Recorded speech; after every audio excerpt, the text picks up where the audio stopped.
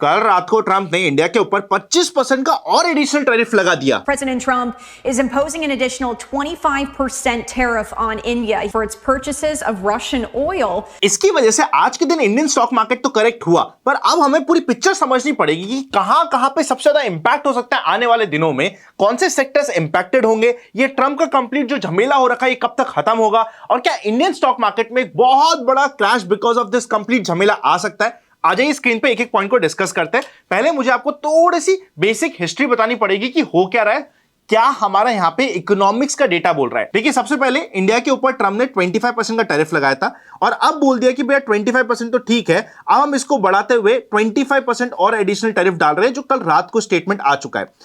जब इनिशियल 25% का इंडिया के ऊपर टैरिफ लगा था, उस समय ऑटो एंसिलरी की जितना भी सेगमेंट होता है, टेक्सटाइल होता है, ज्वेलरी होता है, ऑलरेडी अपने नेक टू नेक मार्जिन पे जा चुका था। मतलब 25% का टैरिफ से हल्का सा भी ऊपर अगर हम गए तो ये सारे बिजनेसेस करना या एक्सपोर्ट करना यूएस पे अनफीजिबल अपने आप हो चुका है। जैसे ही ट्रंप ने एडिशनल 25% लगाया, इन सबका एक्सपोर्ट तो बाय डिफॉल्ट बंद होगा, ये कंपलसरी है। मतलब ये कि जो इनिशियल 25% था उसके ऊपर आप कुछ भी लगा दो, आप 25 लगाओ, 250 लगाओ या 2500 लगाओ, जो आपकी मर्जी पड़े आप लगाओ, हमें इंपैक्ट सेम होगा, क्योंकि एज एन इंडियन हम वो एक्सपोर्ट ही बंद कर देंगे, हम वो काम कर ही नहीं सकते, वो इंडस्ट्री हमारे लिए खराब हो गई। अब ये लगने का मेन कारण क्या है? मेन कारण सबसे पहले यहां पे इनके लिए दो वार्निंग दी है कि अभी हम तुम्हारे ऊपर और टैरिफ लगा देंगे अगर तुमने अपनी रशिया से ट्रेड कंटिन्यू करी, स्पेसिफिकली जो ऑयल की इंडिया की ट्रेड होती है उसको कंटिन्यू करा, या फिर रिटर्न में इंडिया ने ट्रंप के ऊपर कुछ भी टैरिफ लगाया यूएस के ऊपर, तो ये और भड़क के और हमारे ऊपर टैरिफ लगा देंगे, ऐसी हमें धमकी भी साथ में दी है। अब एक्चुअली इंडिया रशिया से कितना इंपोर्ट करता है ऑयल और उसका क्या इंपैक्ट होता है उसको भी समझते हैं। देखिए, सबसे पहले ना आज के दिन ये 1.75 मिलियन बैरल पर डे है, जो रफली इंडिया की टोटल रिक्वायरमेंट, जितना इंडिया टोटली यूज करता था उसका 40% हो गया है। अगर हम 2 साल पहले की बात करें तो ये फिगर सिर्फ और सिर्फ 1% पे था। 1% से बढ़ते बढ़ते हम लोग 40% रशिया से निकालना स्टार्ट हो चुके हैं, और रशिया भी हमें अच्छे खासे डिस्काउंट्स पे दे रहा है, अच्छी खासी प्राइस पे दे रहा है और सब कुछ करके दे रहा है। मतलब अभी तो इतना हम लोग रशिया से लाने लग गए हैं कि सारा का सारा ऑयल को हम यूज भी नहीं कर रहे, हम इसको लाते हैं, इसको रिफाइन करते हैं, रिफाइन करके इसी सेम चीज को यूएस में बेच देते हैं। मतलब इंडिया बीच में एक रिफाइनरी जैसे काम कर रहा है वर्ल्ड में, प्रॉपर्ली क्रूड को प्रोवाइड करने के लिए, ऑयल को प्रोवाइड करने के लिए, पेट्रोलियम को प्रोवाइड करने के लिए। इसके लिए अगर हम टोटल इंपोर्ट की बात करें तो 2024 में ये टोटल डेटा हमारे सामने जा रहा था, $53 बिलियन हमने इंपोर्ट किया था। अब हो ये रहा है एक्चुअली हमारे इस इंपोर्ट से हमने रशिया से निकाला, यूएस रशिया से डायरेक्टली नहीं ले रहा है, वो उनकी अलग लड़ाई चल रही है। बाय द वे अभी जस्ट स्टेटमेंट आया कि रशिया और यूएस के दोनों के प्रेसिडेंट भी भाई साहब मिलने वाले हैं। अगर ये मिलते हैं, इसकी एक्सपेक्टेशंस में अभी ऑलरेडी 3 से 4% रशिया का स्टॉक मार्केट बढ़ गया कि भैया दो एकदम खतरनाक आदमी मिल रहे हैं, गलती से कुछ सही हो गया तो बड़ा मजा आएगा, तो उस एंटीसिपेशन में रशिया का मार्केट ऑलरेडी बढ़ गया। तो ये हमारा कंप्लीट माइंडसेट चल रहा है कि यूएस वाला बोल रहा है भाई ट्रंप कि तुम अगर यहां से माल लोगे तो हमें दिक्कत है। अभी दिक्कत क्या है? दिक्कत क्या है? इसको एक्चुअली रशिया से माल लेने की है। कभी कभी बातों में तो ऐसा लग रहा है कि उसको लग रहा है कि जो रशिया और यूक्रेन की वॉर हो रही है वो इंडिया करवा रहा है। अरे भैया, इंडिया थोड़ा ना करवा रहा है कोई वॉर की वॉर, तो वो अननेसेसरी अपना कहीं और का गुस्सा यहां पे निकालने की कोशिश कर रहा है। यूएसए ट्रंप को क्या गुस्सा है इंडिया के ऊपर, वो दो कारण है। सबसे पहला कारण तो यह है कि जब इंडिया ने रशिया से इतना बड़ा इंपोर्ट करना स्टार्ट किया, हमने जाके दादा से, जो वर्ल्ड का दादा बना हुआ है ट्रंप, उससे परमिशन नहीं ली, उससे बातचीत नहीं करी कि भैया हम ये कर रहे हैं, आपकी सहमति तो है? वो कहता हाँ सहमति है, फिर एक ट्वीट डालते कि देखो मैंने इंडिया और रशिया की एक बहुत बड़ी डील करने में सहमति दिलवा दी है, मेरी वजह से मुझे वर्ल्ड पीस का अवार्ड दे दो, मैंने भाई बहुत अच्छा काम किया। वो ये नहीं कर पाए। एक तो सबसे पहले उनको ये गुस्सा है।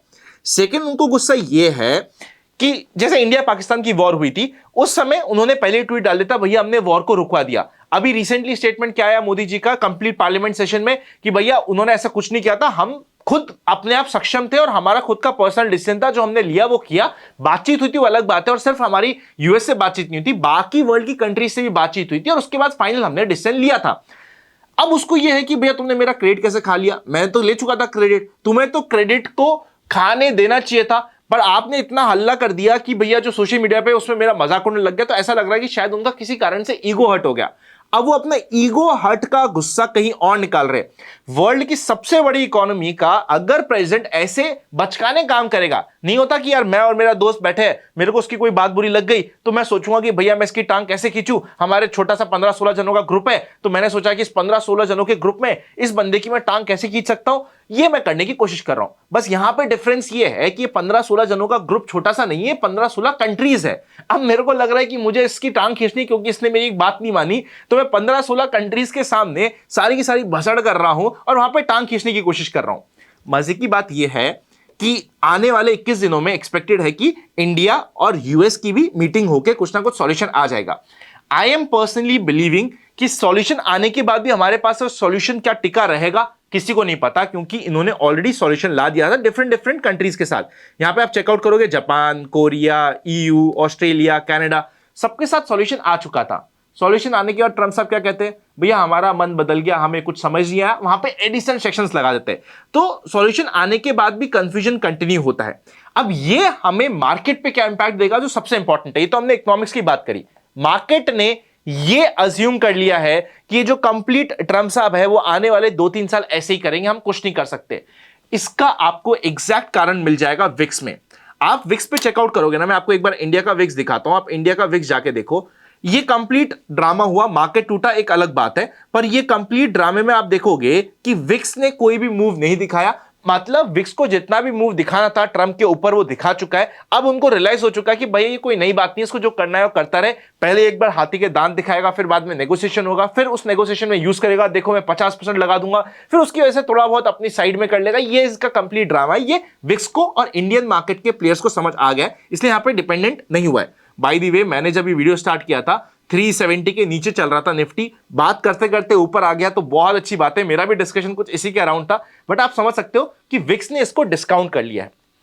क्या विक्स के डिस्काउंट करने का मतलब यह हुआ कि कहीं पे भी इंपैक्ट नहीं होगा? गलत बात। इंपैक्ट कहां होगा वो समझिए। सबसे पहले इंडिया में सबसे मेजर एक्सपोर्ट होता है फार्मा का, वो भी जेनरिक मेडिसिन। फार्मा पे इंपैक्ट हो सकता है इन्होंने फार्मा के ऊपर टैरिफ की बात पे अड़े रहे तो फार्मा सेगमेंट पे खराबी हो सकती है। फार्मा सेगमेंट ऑलरेडी दबा हुआ है, ये खराबी होने के कारण सिर्फ इतना सा होगा कि दबे हुए पीरियड बढ़ जाएगा। प्राइस वाइज बहुत बड़ा करेक्शन की एक्सपेक्टेशंस हो ही नहीं सकती क्योंकि वो ऑलरेडी बहुत दबा हुआ है। इसको आप बैक ऑफ द माइंड रखिएगा। सेकेंडली, ऑटो एंसिलरी पे दिक्कत आ सकती है। And third and most important point, कुछ सिलेक्टेड स्टॉक्स और sectors, for example small cap mid cap की हम बात कर लेते हैं, जो अभी ओवर वैल्यूड चल रहे हैं compare to their historic averages.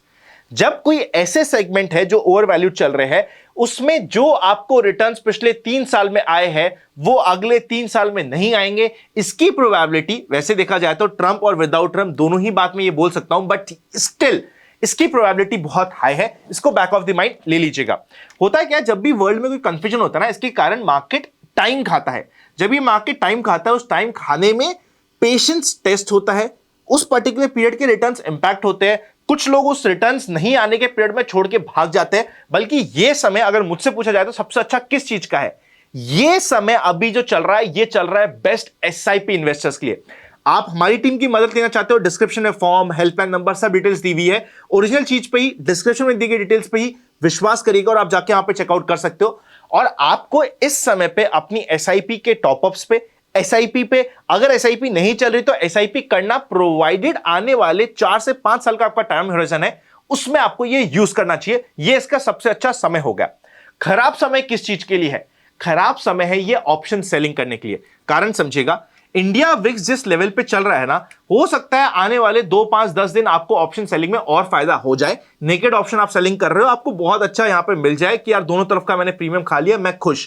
पर एक ऐसा दिन आएगा जहां पे आपके खाए हुए सारे प्रीमियम एक साथ चले जाएंगे, उसके लिए आपको रेडी होना है। वैसे भी प्रीमियम भी लो है, तो सोच समझ के ऑप्शन सेलिंग अभी इस मार्केट में नेकेड करनी चाहिए। अगर आप कवर करके ऑप्शन सेलिंग कर रहे हो, इट इज एब्सोल्युटली ओके। अब ओवरऑल मार्केट पे आ जाते हैं। मार्केट पे अगर आप चेकआउट करोगे तो निफ्टी स्मॉल कैप आज के दिन अपने 200 डे मूविंग एवरेज के आसपास है। एक और झटका और ये अपने 200 डे मूविंग एवरेज को तोड़ के 16,200 के आसपास के लेवल्स पे जाने की एक्सपेक्टेशंस रखता है। और यहां पे इसमें थोड़ा बहुत एक ऐसा जोन आ जाएगा जहां पे वापस से नई एसआईपी यहां पे स्टार्ट करी जा सकती है।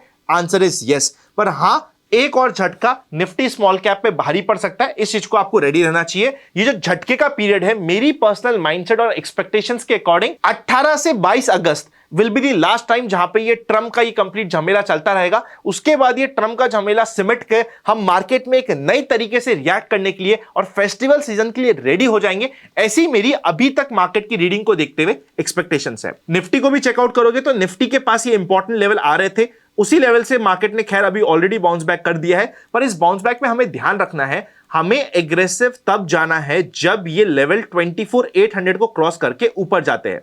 यहां तक का डेड कैट बाउंस कभी भी आ सकता है, बट इसके ऊपर ही जाके मार्केट में एक नई रैली की स्टार्टिंग होगी, इसे बैक ऑफ द माइंड रख लेना है। मोटा मोटी अगर हम बात करी जाए जिस लेवल पे हम है, निफ्टी में भी हम लोग 200 डे मूविंग एवरेज के पास है, तो वहां से कुछ हमें सपोर्ट मिलने की एक्सपेक्टेशंस होती है, डेड कैट बाउंस की एक्सपेक्टेशंस होती है। पर ये क्या बॉटम जो आज का बना ये फाइनल हो गया है? जब तक हमें एक बुलिश कैंडल जहां पे पूरी फोर्स से बायर्स ने स्ट्रेंथ दिखाई हो, एफआईएस की एंट्री हो गई हो, हम इस चीज को कंफर्म नहीं कह सकते। मतलब आने वाले 10 से 12 दिन थोड़ा सा वापस से पलटवार हो सकता है, पर ये पलटवार का समय आपके लिए एसआईपी के लिए बहुत अच्छा है, नया काम करने के लिए अच्छा है, नई म्यूचुअल फंड एसआईपी स्टार्ट करने के लिए अच्छा है, इंडेक्स में काम करने के लिए अच्छा है, स्विंग ट्रेडिंग के लिए भी काफी इंटरेस्टिंग हो सकता है। स्टॉक स्पेसिफिक आपको अपॉर्चुनिटीज मिल सकती है, तो उसके ऊपर ध्यान लगाया जा सकता है। वीडियो अच्छा लगे तो लाइक कर दीजिएगा, कंप्लीट मैटर समझ आया हो तो कमेंट में जाके बता दीजिएगा। आपको क्या लगता है ट्रम्प साहब एंड में हमारे ऊपर कितना टैरिफ लगाएंगे? परसेंटेज वाइज मुझे बता दीजिएगा। अभी तो 50% लगा हुआ है, ये एंड में सेटलमेंट कहां पे होगा कमेंट कर दीजिएगा। Happy learning. डीमैट अकाउंट नहीं तो लिंक आपको डिस्क्रिप्शन में मिल जाएंगे, और ट्रम्प साहब वैसे काफी क्रिप्टो में भी पॉजिटिव है, क्रिप्टो में काम करना है तो उसका भी लिंक आपको डिस्क्रिप्शन में मिल जाएगा। सी यू वेरी सून। एक काफी इंटरेस्टिंग पॉडकास्ट मैंने किया था, उसका लिंक मैं आपके लिए पिन कमेंट पे और यहां पे ये स्क्रीन पे डाल दूंगा। इस पॉडकास्ट को जरूर देख के जाइएगा, काफी वैल्यू मिलने वाली है।